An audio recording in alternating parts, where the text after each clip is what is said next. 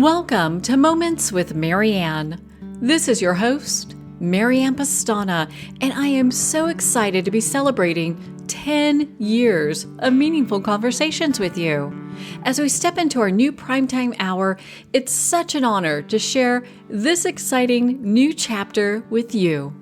So whether you're starting your day out, headed to work, or listening from wherever you are, this hour is designed to bring you thoughtful dialogue, fresh insight, and inspiring stories so you can make every moment count.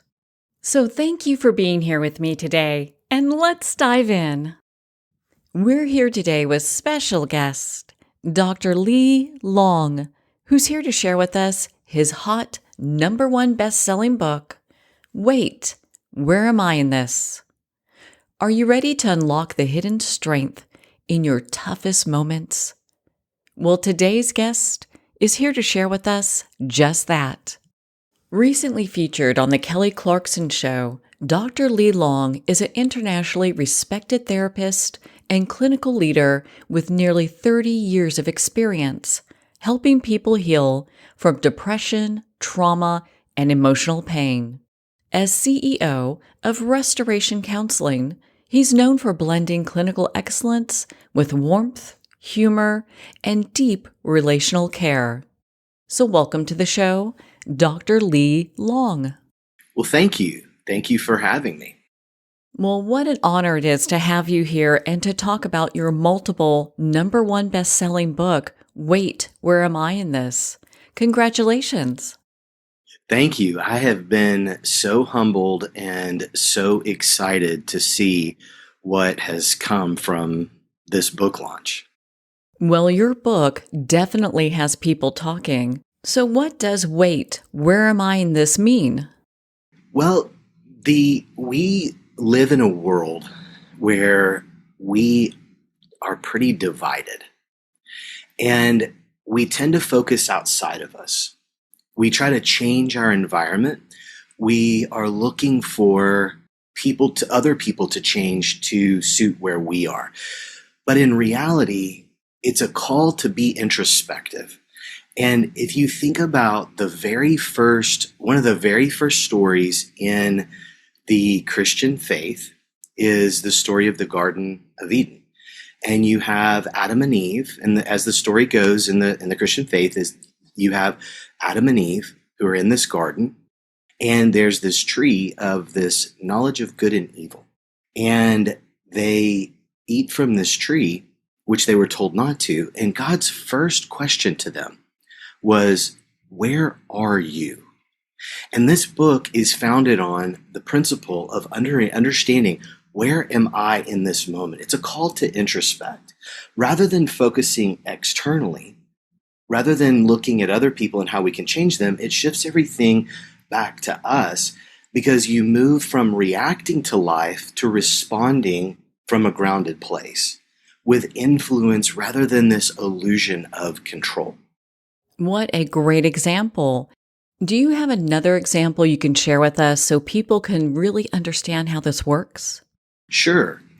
I see a lot of couples, and in a marriage, one of the things that I see very often in my office is, a partner will come in, they'll come in together, and one will sit down and say, I really need you to change him, or I really need you to help her change. And what we find from that is that it creates a whole lot of defensiveness. Because when you sit down and you hear from somebody, you need to be different, you need to be better. Again, it provokes all kinds of defensiveness. So instead, what we work towards is slowing down and asking, where am I and what I'm hoping will change. For instance, you may have, like one couple that came and sat down with me was, he was frustrated that she had boxes delivered on the daily to their home and ordering all kinds of things online. He would say to her, you have to stop that. You are wasting money. And it was constantly that externalized you. When we slowed it down and gave him a moment to understand where he was in that moment, he felt like he didn't have a voice in what was happening with their finances. And to press further, what we learned as he began to understand himself better, he realized it came from a pattern of childhood. He didn't grow up with means, and he had worked really hard to have means, financial means. And as he developed, as he grew his wealth, he realized that he was being very protective as it began from childhood. And it was being somewhat projected onto his wife. When we slowed down with his wife, what we would, rather than saying, you're so controlling to him and him asking her to stop purchasing all this stuff online, what she realized was she had what we call a scarcity mentality. She was always afraid that they were going to run out of things. She was always afraid that she wouldn't have enough, fill in the blank. And so what they began to see with each other is that while he was afraid they were going to lose the money that they had worked so hard for, what she realized was that she was afraid, of this scarcity, that things were not, she wasn't going to have enough to survive throughout the day. And they were able to have this beautiful sense of compassion toward one another. And that sense of compassion, they slowed down and they were able to, boxes still showed up on their front door, but at a lesser rate. And so they were able to find each other in the midst of that situation. What an amazing unpacking of this issue. It must have been just amazing to be in the room and see these two different perspectives. It really is, Marianne. And the beauty is it slows us down. Wait is both a stop, pause, but it's also an acronym. It's where am I in this? And it's a reminder to press pause so that we can have an emotional, experiential, cognitive command over ourselves, as opposed to trying to take it from other people. And you see this showing up in relationships, that it helps us just slow down a little bit, find ourselves, and operate from there rather than pressing on other people to give us what we demand and what we believe that we need from them. And it's the surprising outcomes have been just so prolific in watching people find themselves first and then have this wonderful, amazing, beautiful person be able to give themselves wonderfully, amazingly, and beautifully to other human beings. So why do people tend to default to blame instead of looking inward? I think a lot of times the defaulting to blame is it's an easier place to be, because I don't want to have to look at me. If I look at me, it may be quite painful. And if I look at you, I can stay in this, what I call an energetic emotion of anger or blame. It's forward moving, and I don't have to slow down and feel pain. I don't have to slow down and feel grief. I don't have to slow down and feel the potential of shame. And I think we avoid that, again, because who wants to feel it? But the difficulty when we live in that place of blame is that often it creates a wake of destruction or of conflict or of negativity that we have to then walk back through. All the consequences show up in our life.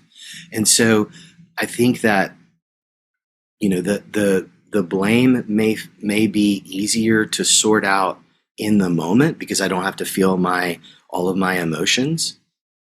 But in the end, I think it just creates more of the emotions that we're trying to avoid. So how can we make that shift and start looking internally?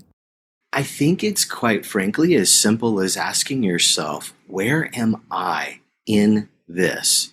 And by this, I mean this moment. I know sometimes people will ask the question, where am I in the world? Now, I think that that's a great question every once in a while, but that is not the practice that I'm proposing because it can be too big. So it's where am I in this moment, right here in this situation? What am I thinking? What am I feeling? What am I experiencing? And what am I believing? And I think it's that practice of locating the what do I feel in my body? What do I think in my mind? What are the experiences that I'm having here? And it's just a very quick but mindful practice. Well, that really makes sense. Thank you so much for sharing that. For those folks that feel completely disconnected from themselves, how can they start to reconnect? Oh, I love that. I think that when we feel disconnected from ourselves, I think our first step is just noticing what you feel in your body. What is coming up? Do I feel tightness in my shoulders? Do I feel tightness in my hands?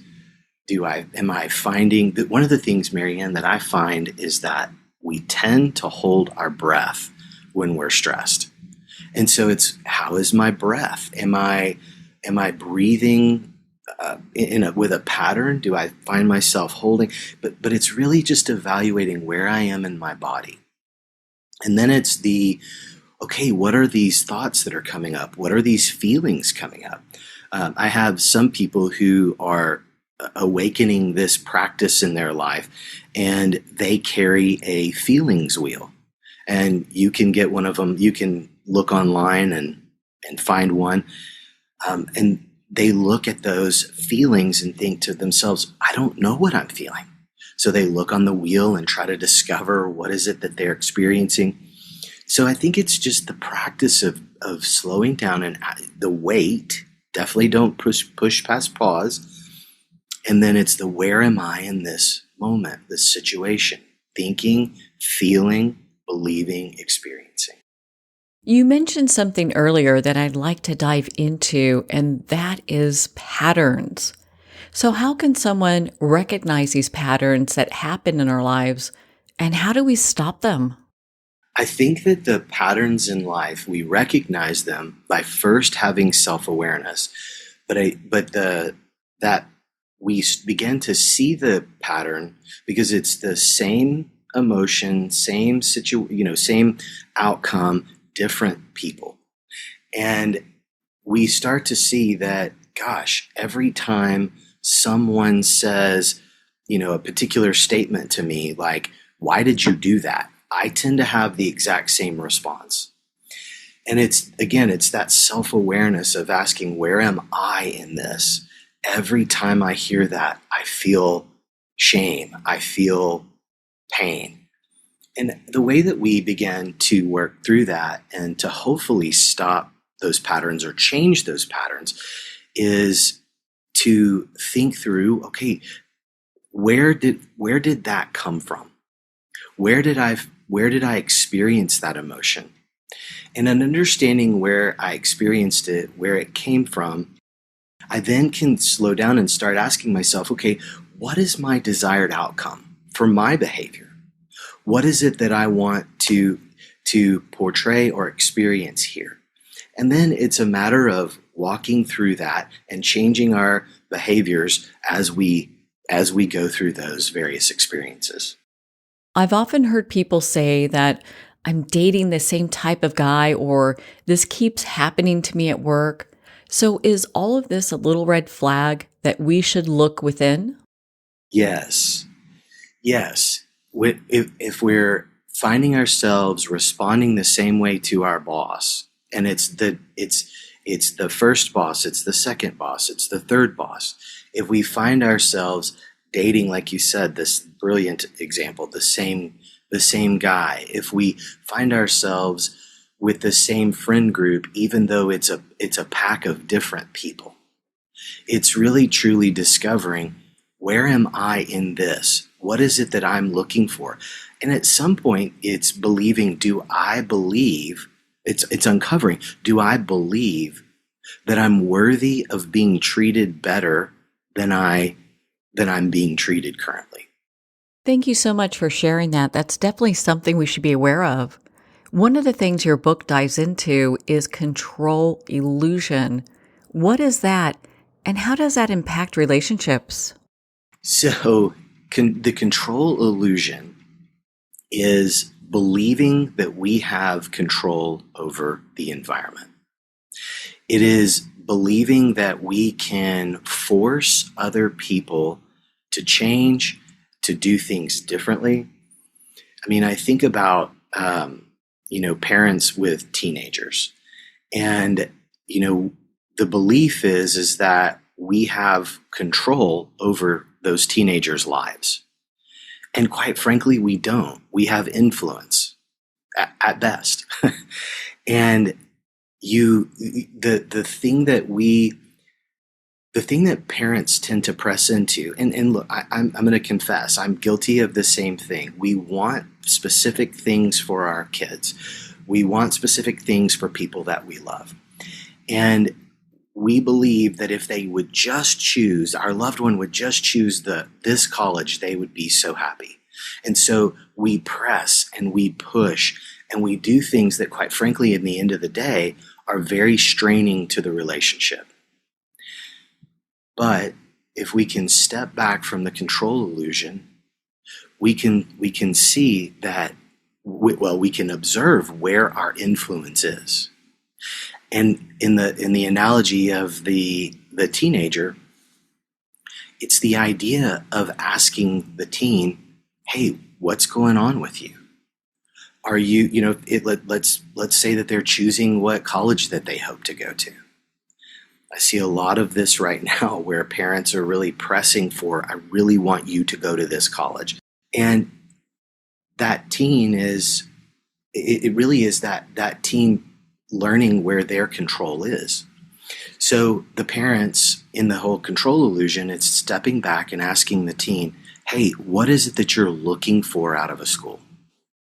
Help me understand where you are in this." Because the parent would have first done, "Where am I in this? I really want my child, my teenager to go to this school. Why?" "Well, because I think this would be happening, this would be good, and this would," and it's saying, "Wait, I need to recognize I only have influence here. And so I'm going to show up in a way that allows me to ask questions, to understand my kid, and therefore I can have a greater voice in their life." So it really does boil down to, when you feel like that you're trying to control a situation, you want the environment to change for you. It's really asking yourself, where am I in this? What is it that I want out of me in this? And then it is working with the environment through influence and understanding what others are looking for in the situation as well. I'd like to explore a piece that we talked about earlier, and it's acknowledging what we feel and why that's more important than trying to fix or change something immediately. I have this term that I love to use, and it's called emotional correctness. And what I mean by that is, we believe that there is a specific way that we are supposed to feel, or we are supposed to react. And it's not what we feel and not what we are experiencing. But when we try to push ourselves to that place, it really takes a toll on us because we're not authentically there. So what what it ends up being, it's like signing up for a marathon and starting the marathon 8 to 10 miles back from the start line. By the time you've run all that way to get to where you think you should be, then you start the race. You're exhausted. You're exhausted by the time you get to the finish line. And that's what those emotional shoulds, or that emotional correctness, does to us, is that we push ourselves to inauthentically be in a place that we're not. And we really cannot, we really don't have space or the ability to do work from there because we truly are not there. Oh, wow. I'm surprised to hear that, but it makes complete sense. Yeah, it's one of the things that I see is probably I think it plagues our culture significantly because we think we're supposed to show up in a very specific way. And when we can't, I think, or when we don't, I think the toll it takes on a person is actually quite destructive. And I think it leads to shame and a misunderstanding of who someone is. And I often say that, rather than judge where you are or condemn yourself for how you find yourself, let's just look at that as your start line. And let's just be honest of where we are so that we can get to where we'd like to be. So, what does it look like to set boundaries from a place of self awareness rather than being in a reactive place? Setting boundaries from reactivity we're typically going to show up by setting boundaries on another person, meaning telling them, you cannot speak to me that way. Well, in all actuality, they certainly can, and likely they just have. I see this a lot with parents, with couples, with roommates. They'll get into an argument, and a kid may say something disrespectful, or a partner may say something painful back, and the retort is, "You can't speak to me that way." And again, like I said, they just did. So we can't we don't successfully put that boundary on someone. The boundary would be from a place of self-awareness is, hey, I'm not willing to have this conversation when I'm being spoken to in that way. Or I will not be spoken to in that way. Therefore, I am going to need to either end the conversation or ask that we speak civilly or some version of that. Because again, it's telling somebody, it's trying to set a boundary for someone else. Again, we have no control or power over that. They can blow right past that. A boundary from a place of self-awareness and groundedness in you is a place of saying, this is what I will and what I will not tolerate. When we're in that mindset, it shifts the relationship completely. We can state what we're willing to accept and not willing to accept, and then we have the choice to remove ourselves from that situation. That's exactly right. And you think about how much power you have over you and how much beautifully strong influence you have over the situation. You don't lose yourself in that. But when we demand of other people, we will lose ourselves because, again, we cannot control others. So, how can someone start to rebuild self-trust after years of ignoring their internal voice? I think I think building self-trust is having that sense of self-awareness that gives you feedback and trusting that feedback as reliable. And I think, Marian, the thing that I see when people have been in a place where they have not understood how they show up in the world, and then they begin to see it. They begin to see that their values are more clear. They're acting more clearly from their values. They see that they move through the world differently. And the interesting thing is that the world responds to them in a different manner as well. Thank you for sharing that. I know you're highly sought after, and you were just featured on the Kelly Clarkson Show for the release of your new book. Where can people go to learn more about wait, where am I in this? So www.drlelong.com, and on Instagram, or all socials are dr.leelong.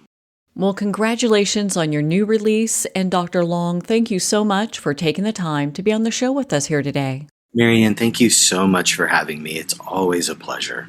Well, thank you, Dr. Long. It's been such an honor to spend this time with you and to talk about your new book, Wait, Where Am I in This? Well, we're at the end of our time today. I'd like to thank everyone for tuning in. You're listening to Moments with Marianne, where we make every moment count.